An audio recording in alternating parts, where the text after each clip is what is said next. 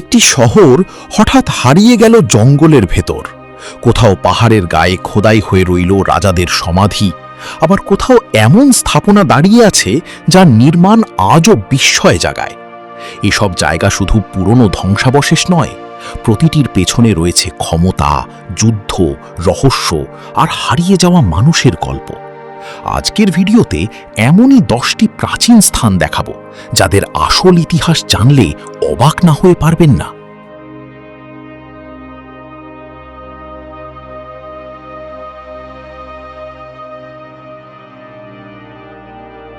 কম্বোডিয়ার ঘন জঙ্গলের মাঝে লুকিয়ে আছে কোহকের, একসময় খেমার সাম্রাজ্যের শক্তিশালী রাজধানী। রাজা জয়বর্মন চতুর্থ 921 খ্রিস্টাব্দে এই শহর গড়ে তোলেন। মাত্র 23 বছরের মধ্যে এখানে তৈরি হয় অসংখ্য স্থাপনা ও বিশাল পাথরের কাঠামো। 928 থেকে 944 সাল পর্যন্ত কোহকেরই ছিল সাম্রাজ্যের প্রধান রাজধানী। কিন্তু অল্প সময়ের এই রাজধানী এত বিশাল হয়ে উঠেছিল যে আজও এর ধ্বংসাবশেষ বিস্মিত করে।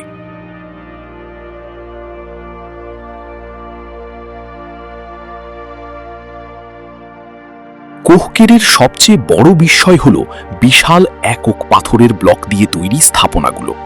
শহরের ভেতর ছিল রাজপ্রাসাদ, জলাধার, রাস্তা ও অসংখ্য স্থাপনা, যা বিশাল এক পরিকল্পিত নগরীর চিত্র তুলে ধরে। পরে রাজধানী আবার আঙ্করে ফিরিয়ে নেওয়া হলে কোহকেরের গুরুত্ব কমতে থাকে।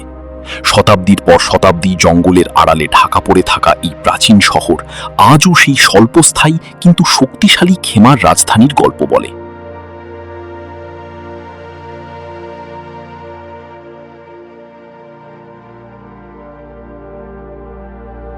গুয়াতেমালার উত্তরের ঘন জঙ্গলের গভীরে লুকিয়ে আছে এল মিরাদোর, মায়া সভ্যতার এক বিশাল প্রাচীন নগরী। খ্রিস্টপূর্ব 6ষ্ঠ শতকেই এখানে বসতি গড়ে ওঠে। পরে শহরটি উত্তর মায়া অঞ্চলের গুরুত্বপূর্ণ কেন্দ্রে পরিণত হয়। বিশাল পিরামিড ও স্থাপনার কারণে এটি ছিল অত্যন্ত সমৃদ্ধ নগরী। একসময় হাজার হাজার মানুষ এখানে বসবাস করত। কিন্তু জঙ্গলের গভীরে থাকা এই শহর একসময় ধীরে ধীরে মানুষের জীবন থেকে হারিয়ে যায়।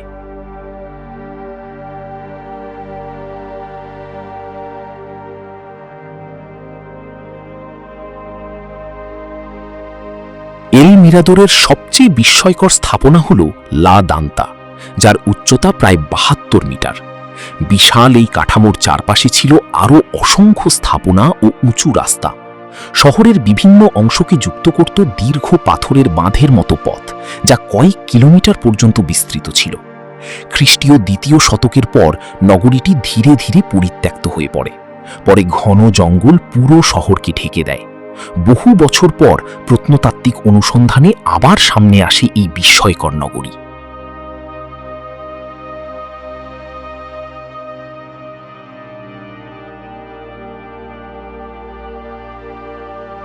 যুক্তরাষ্ট্রের অ্যারিজোনার খাড়া চুনাপাথরের পাহাড়ের উঁচু স্থানে গড়ে উঠেছিল মন্টেজুমা ক্যাসেল। প্রায় 700 বছর আগে সিনাগুয়া জনগোষ্ঠী এটি নির্মাণ করে।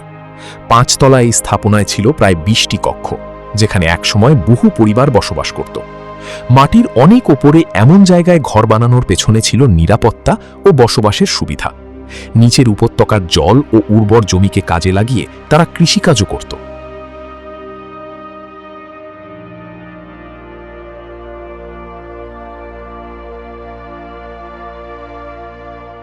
এই স্থাপনাটির সবচেয়ে অবাক করা বিষয় হল এত উঁচু পাহাড়ের গায়ে কোনো আধুনিক যন্ত্র ছাড়াই কিভাবে এত বড় ঘর তৈরি করা হয়েছিল। কাঠ, কাদা ও পাথর দিয়ে তৈরি কক্ষগুলো একটির ওপর আরেকটি সাজানো ছিল। নিচের নদী ও আশপাশের জমি থেকে তারা ভুট্টা, শিম ও কুমড়া চাষ করে জীবন চালাত। পরে প্রায় 1400 শতকের মাঝামাঝি সময় সিনাগুয়ারা এখান থেকে চলে যায়। বহু বছর পর ইউরোপীয় অভিযাত্রীরা স্থাপনাটি দেখে ভুল করে এর নাম দেয় মন্টেজুমা ক্যাসেল।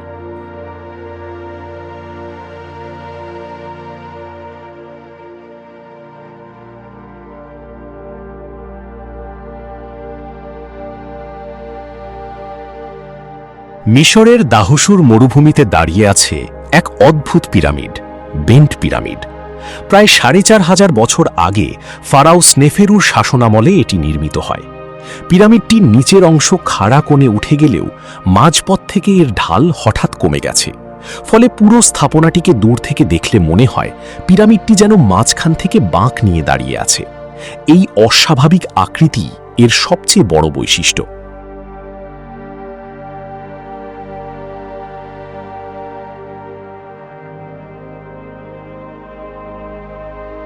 পিরামিডটির আকৃতি বদলে যাওয়ার কারণ নিয়ে গবেষকদের মধ্যে দীর্ঘদিন ধরে আলোচনা রয়েছে।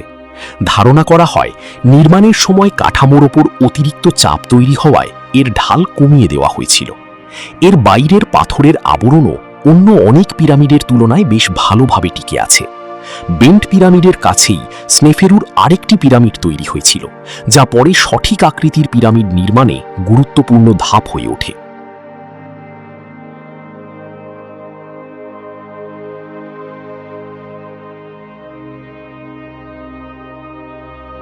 মেক্সিকোর ক্যারিবিয়ান উপকূলে উঁচু পাথুরে দেয়ালের পাশে দাঁড়িয়ে আছে তুলুম, মায়া সভ্যতার এক গুরুত্বপূর্ণ বন্দর নগরী।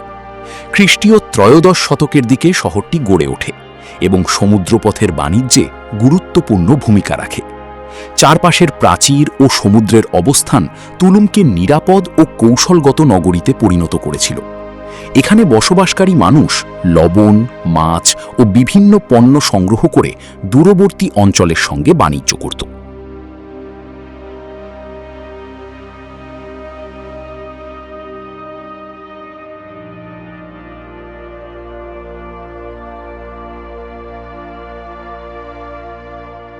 তুলুমের সবচেয়ে আকর্ষণীয় দিক হল শহরটির একপাশে সরাসরি সমুদ্রের দিকে নেমে গেছে খাড়া পাথুরে প্রান্তর। এখানকার স্থাপনাগুলোর মধ্যে রয়েছে এল কাস্তিও, যা উঁচু জায়গায় দাঁড়িয়ে সমুদ্রপথের দিকে নজর রাখত। প্রত্নতাত্ত্বিক নিদর্শন থেকে বোঝা যায় তুলুম ছিল বাণিজ্য ও নৌযাত্রার গুরুত্বপূর্ণ কেন্দ্র। 16 শতকে স্প্যানিশদের আগমনের পর রোগ ও জনসংখ্যা কমে যাওয়ায় শহরটি ধীরে ধীরে পরিত্যক্ত হয়ে পড়ে।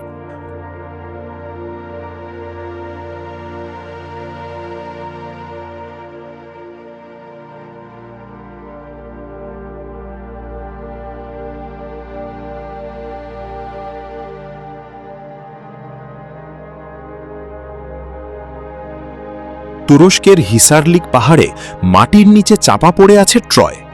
একটি শহর নয়, বরং একের পর এক গড়ে ওঠা বহু প্রাচীন নগরীর স্তর। প্রত্নতাত্ত্বিকদের মতে এখানে প্রায় 4000 বছর আগে থেকেই মানুষের বসতি ছিল। শক্তিশালী প্রাচীর, ঘরবাড়ি ও দুর্গঘেরা এই নগরী ছিল গুরুত্বপূর্ণ বাণিজ্য পথের কাছে। হোমারের মহাকাব্য ইলিয়াডে বর্ণিত ট্রয় যুদ্ধের সঙ্গে এই স্থানকে যুক্ত করা হয়, যদিও গল্পের সবকিছু ইতিহাস দিয়ে নিশ্চিত করা যায়নি।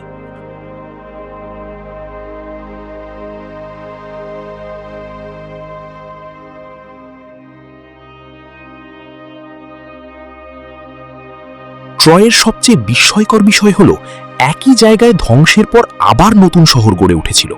ফলে মাটির নিচে একটির ওপর আরেকটি করে বহু স্তরের নগরীর ধ্বংসাবশেষ পাওয়া গেছে।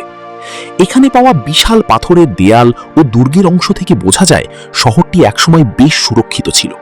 খ্রিস্টপূর্ব ত্রয়োদশ শতকের দিকে ট্রয়ের একটি স্তর বড় ধ্বংসের মুখে পড়ে। পরে 19 শতকে খননের মাধ্যমে এই বহুস্তরীয় প্রাচীন নগরী আবার বিশ্বের সামনে আসে।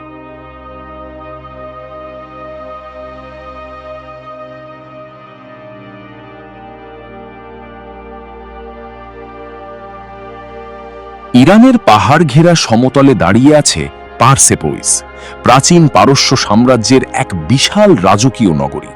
খ্রিস্টপূর্ব 518 সালে রাজা দারিউস প্রথম এর নির্মাণ শুরু করেন। পরবর্তী শাসকেরা এতে নতুন প্রাসাদ, সিঁড়ি ও বিশাল স্তম্ভ যোগ করেন। দূর দেশের প্রতিনিধিরা এখানে এসে সম্রাটের দরবারে উপহার নিয়ে হাজির হতো।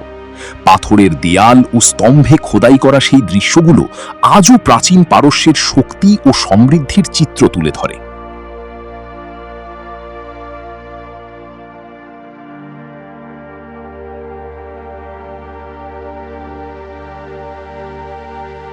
পার্সেপোলিসের সবচেয়ে চমকপ্রদ অংশগুলোর একটি হল আপাদানা প্রাসাদের বিশাল সিঁড়ি। সেখানে সারিবদ্ধভাবে খোদাই করা আছে বিভিন্ন জাতির মানুষ, যারা সাম্রাজ্যের প্রতি আনুগত্যের নিদর্শন হিসেবে উপহার নিয়ে এসেছিল। বিশাল পাথরের স্তম্ভগুলো প্রাচীন স্থাপত্যের অসাধারণ দক্ষতার পরিচয় দেয়।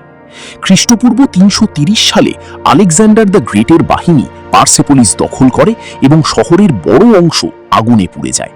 এরপর ধীরে ধীরে এই রাজকীয় নগরী ধ্বংসস্তূপে পরিণত হয়।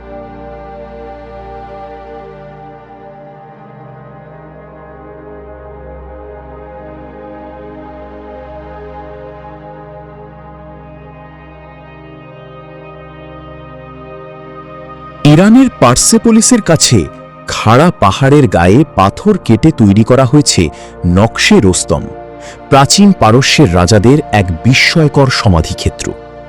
খ্রিস্টপূর্ব 5ম শতকের দিকে পাহাড়ের দেয়ালে বিশাল সমাধি খোদাই করা হয়। 4টি সমাধির মুখ দেখতে অনেকটা বিশাল পাথরের ক্রুশের মতো, আর এগুলোর মধ্যে দারিউস প্রথম সহ কয়েকজন আকেমেনীয় সম্রাটকে সমাহিত করা হয়েছিল বলে মনে করা হয়। এত উঁচুতে সমাধি তৈরির কৌশল আজও বিস্ময় জাগায়। সমাধিগুলোর নিচের পাথরের দেয়ালে খোদাই করা রয়েছে রাজাদের যুদ্ধ, রাজকীয় ক্ষমতা ও বিভিন্ন প্রতীকী দৃশ্য। পাহাড়ের পাদদেশে রয়েছে আরও পুরনো কিছু পাথর খোদাই, যেখানে পরবর্তী সাসানীয় রাজাদের বিজয়ের দৃশ্য ফুটে উঠেছে। একসময় এই স্থান ছিল রাজকীয় স্মৃতি ও ক্ষমতার প্রতীক, কিন্তু সাম্রাজ্য বদলেছে, শাসক বদলেছে, আর পাহাড়ের গায়ে খোদাই করা সেই বিশাল সমাধিগুলো টিকে থেকেছে। আজ নকশে রোস্তম প্রাচীন পারস্যের হারিয়ে যাওয়া ইতিহাসের নীরব সাক্ষী।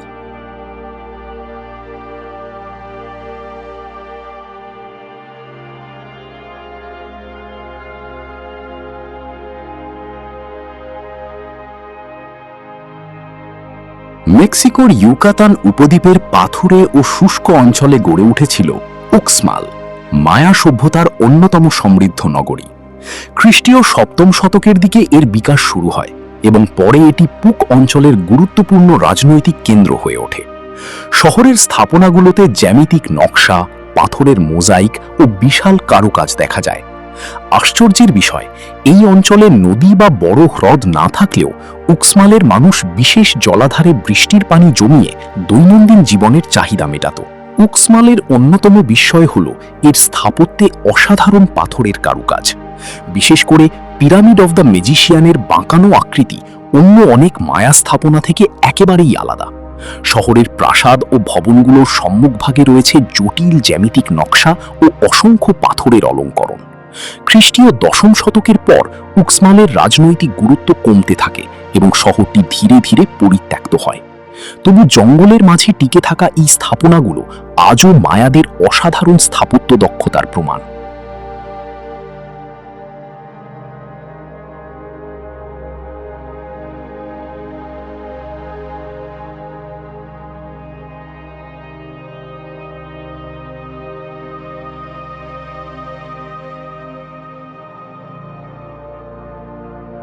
বুলগেরিয়ার উত্তর পশ্চিমে পাহাড়ের ঢালে রয়েছে কোজারনিকা গুহা, ইউরোপে মানুষের প্রাচীন উপস্থিতির গুরুত্বপূর্ণ এক নিদর্শন। গবেষণায় গুহার নিচের স্তরগুলো প্রায় 7 লাখ বছর বা তারও আগের বলে জানা গেছে। প্রাচীন মানুষ এখানে আশ্রয় নিয়ে শিকার করত এবং পাথরের সরঞ্জাম ব্যবহার করত।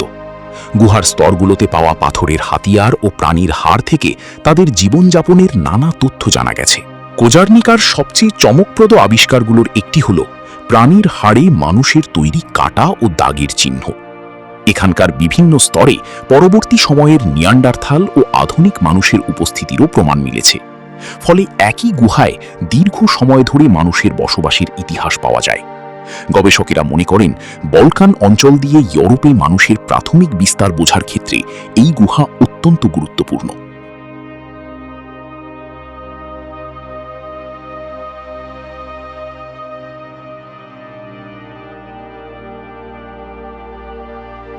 ইতিহাসের পাতায় এমন রহস্য হয়তো আরও অনেক লুকিয়ে আছে, যার উত্তর সময়ও আজ পর্যন্ত দিতে পারেনি। আজকের যাত্রা এখানেই শেষ করছি। ভিডিওটি ভালো লাগলে লাইক দিন, চ্যানেলটি সাবস্ক্রাইব করে পাশে থাকুন। আবার দেখা হবে নতুন কোনো অজানা রহস্যের সন্ধানে। আল্লাহ হাফিজ।